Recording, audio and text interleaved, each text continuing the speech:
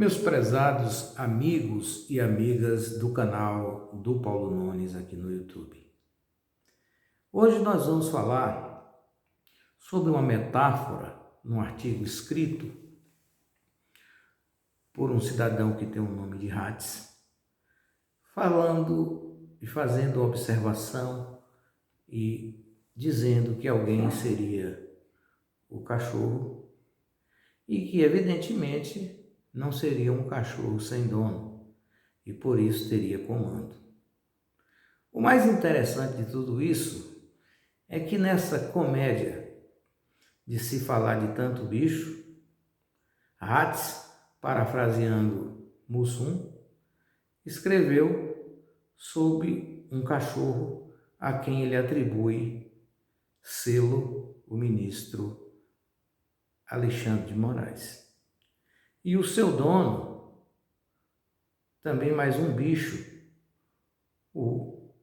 simplesmente aquele que fura o pescoço dos outros, o vampiro Vlad, a quem é atribuído a Michel Temer. Entretanto, toda essa escrita metafórica buscava atingir a inteligência de outro bicho, o boi, que as pessoas automaticamente denominam como gado, sem conhecer, evidentemente, sem observar que os outros animais também são gado, tanto faz ser carneiro, ser porco ou ser ovelha, não é verdade? Bom, considerando tudo isso, o que nós temos a acrescentar é o seguinte: nós recebemos vários telefonemas e mensagens pelo nosso WhatsApp, onde as pessoas não entenderam bem a coisa. Por quê? Porque a linguagem metafórica é uma linguagem que ela só atinge aquelas pessoas cujo pensamento é mais acelerado e também que tenha um pouco de conhecimento dos assuntos ali tratados. Do contrário, não adianta fazer metáfora. Você não pode fazer metáfora no curral. O boi não vai entender. Talvez o boi atenda um latido e respeite o cachorro que comanda o boi.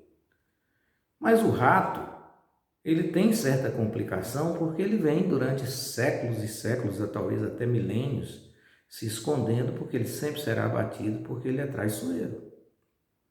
Mesmo que ele venha disfarçado, ora é rato, ora é Hatz. E aí, considerando isso, qual é a história? A história seria que o ministro Alexandre de Moraes estaria fazendo coisas erradas. E para coibir essas coisas erradas, foi chamado então o tal dono do cachorro, que seria Alexandre de Moraes, que seria Michel Temer, considerado o Vlad, que era o vampiro que furava o pescoço dos outros. E esse dono do cachorro acabou indo conversar com o comandante do gado, no caso, o Mangarefe, aquele que utiliza o gado e o gado não sabe que será sacrificado, mas o Mangarefe sabe que ele terá que esquartejar o gado mais cedo ou mais tarde. Também estou fazendo uma linguagem metafórica, mas tentando explicar para pelo menos o grande número de bolsonaristas que não entendeu coisa nenhuma da metáfora do Hatz, o rato. Daí então, meus caros amigos do canal do Paulo Nunes, a quem eu peço mais uma vez que se inscreva no nosso canal, aperte o sininho para receber as notificações e dê lá um gostei caso tenha gostado.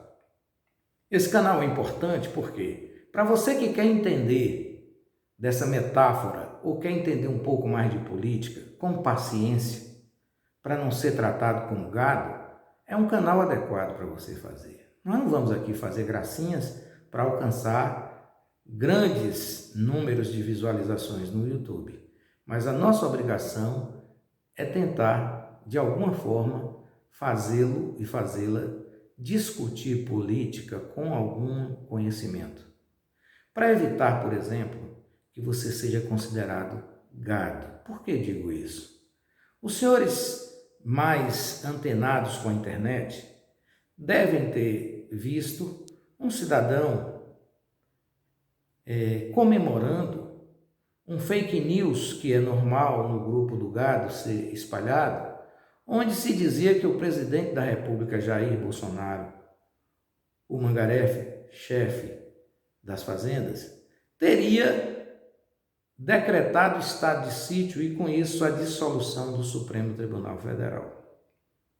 E nessa coisa de decretação de estado de sítio, todos os poderes seriam centralizados no presidente da República. Vejam a tolice. Daí então o cidadão foi chorando comemorar a implantação do estado de sítio no Brasil. Nós não sabemos a rigor se ele entendeu que o estado de sítio era a aquisição de um sítio por cada pessoa que fosse bolsonarista, ou que sítio era esse, talvez o sítio que é falado no restante da América Latina, que significa pista de dança.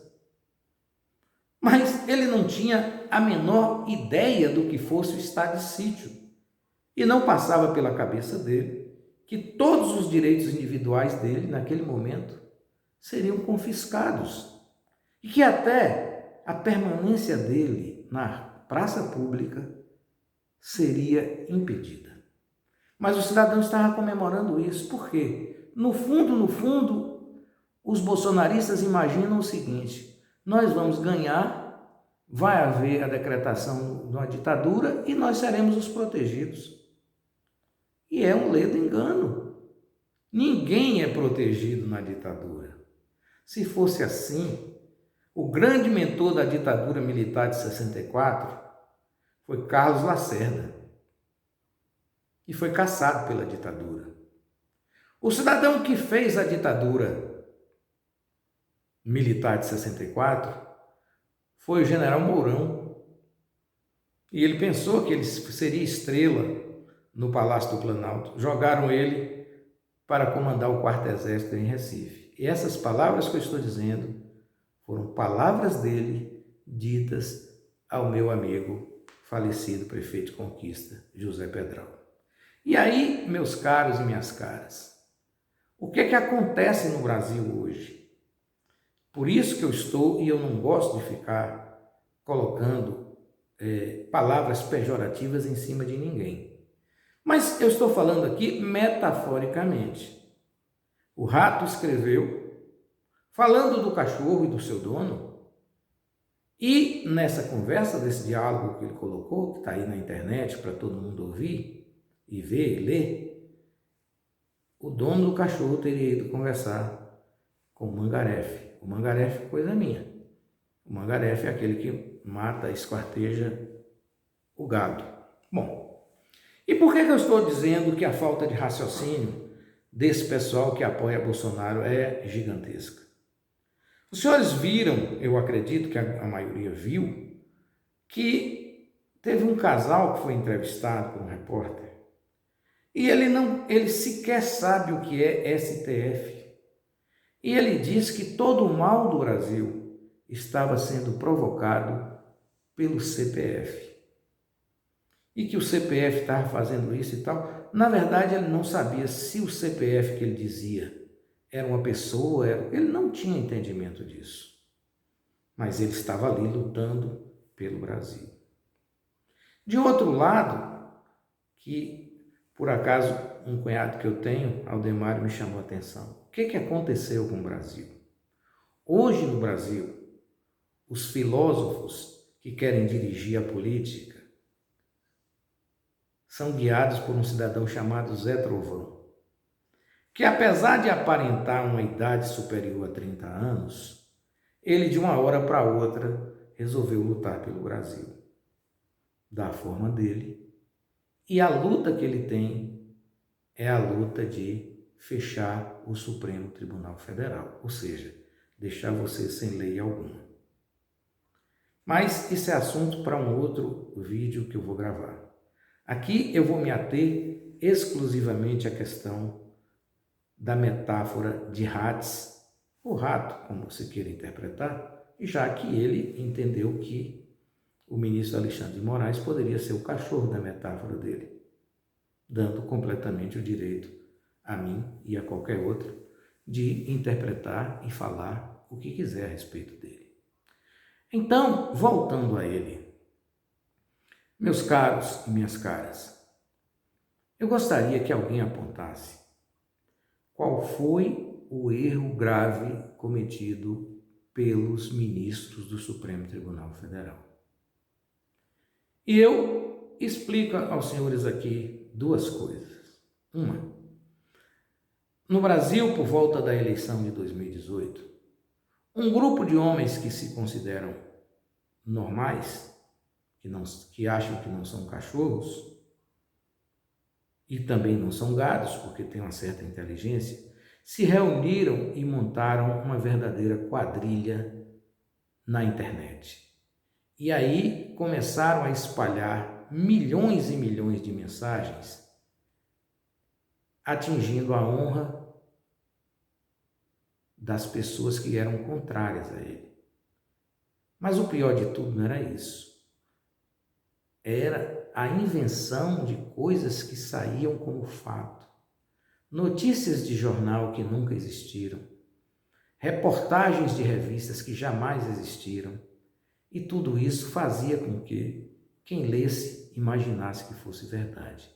Basta que os senhores entendam e as senhoras que até agora fizeram uma mentira dizendo que o presidente tinha decretado o estado de sítio no Brasil. Então, isso é considerado um crime. Ofender a honra de alguém é crime, mesmo que na ofensa tenha verdade. Você não pode pegar e desmoralizar uma pessoa apenas para ganhar uma eleição ou para levar algum tipo de vantagem. Não é possível isso acontecer. Daí, então, esse inquérito deveria ser aberto pela Procuradoria-Geral da República. Ocorre que o Procurador-Geral da República, apesar de ser nomeado pelo Presidente da República, ele não deve absolutamente nenhuma satisfação ao Presidente da República. A partir da nomeação, ele é o fiscal, inclusive é o fiscal do Presidente da República. Só ele pode denunciar em primeira linha o Presidente da República. Mas ele depende do Presidente da República para ser nomeado por mais 2 anos. Infelizmente, um baiano chamado Aras é que está desempenhando esse papel feio. O que ele fez? Ele simplesmente, apesar de ter todas essas provas em mãos que eu estou dizendo, quando ele encontrou que os principais envolvidos desse crime eram Jair Bolsonaro, Flávio Bolsonaro, Carlos Bolsonaro, Eduardo Bolsonaro, o tal de Eustáquio, Alan dos Santos, Bia Kicis e Carla Zambelli. O que ele fez? Ele pediu o arquivamento. Agora, se nesse inquérito tivesse lá aparecido Paulo Nunes, Sérgio Fonseca, Rafael Nunes, Dida do Vila América, ele encaminharia o inquérito. Entenderam como é que funciona? Agora, a mais alta corte do Brasil é composta por 11 ministros. E lá tem um ministro chamado Alexandre de Moraes, que tem um currículo vasto, foi secretário de Segurança Pública de São Paulo, professor de Direito, excelente advogado. Falou, peraí, então tudo bem. Já que o Procurador da República entende que não se deve apurar, nós vamos abrir um novo inquérito. Aí ele abriu um inquérito novo e passou para que a Polícia Federal apurasse. Ele não está acompanhando a polícia como fazia um promotor chamado José Soares em Conquista, que fazia parte inteira do inquérito policial. Muito bom, e meu professor. É por isso que sobra uma coisinha dessa para falar para vocês, porque eu aproveitei a aula regular e a aula fora da sala com ele. Então aí a polícia começou a encontrar as provas. E o que é pior, conseguiu encontrar que saíam as notícias falsas, caluniosas, do telefone da Presidência da República, do gabinete do deputado Eduardo Bolsonaro, do gabinete do senador Flávio Bolsonaro, do gabinete da deputada Carla Zambelli. Essa é a primeira prova. Depois, foi buscado junto aos bancos a transação financeira. E quando se verificou os pagamentos cruzados por essa remessa em massa de mensagens que custa muito dinheiro, milhões e milhões de reais, aí se encontrou o velho da van, o pessoal do agronegócio, entre outras autoridades financeiras do mercado comercial. O que esse ministro teria que fazer?